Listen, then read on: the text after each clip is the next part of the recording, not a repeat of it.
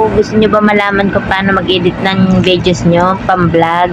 Ayan, siyempre guys, bago kayo makapag-edit, kailangan nyo muna ng cellphone. Kasi guys, hindi kayo makakapag-edit kung wala kayong cellphone, diba? Kaya guys, tuturo ko sa inyo kung paano mag-edit ng videos. Kung nga pala kayo mag-edit ng iyong videos, ay kailangan nakahanda na yung i-edit nyo na video. Ayan, pag nakahanda na guys, ay pahanapin nyo na yung CapCut. Ayan. Kapag wala naman kayo guys CapCut, ay pwede kayo mag-install sa Play Store. Ayan. Ito guys, meron na akong CapCut. Bubuksan na natin. Medyo matagal lang guys yung paglo-loading ng CapCut, kaya kailangan mahabang pasensya. At yan nga guys, kapag lumabas na yung new project, ay pipindutin nyo na to. Guys, pipili na kayo ng videos na iyong i-edit. Depende sa inyo guys kung ilang videos ang iyong gagawin. Ako guys,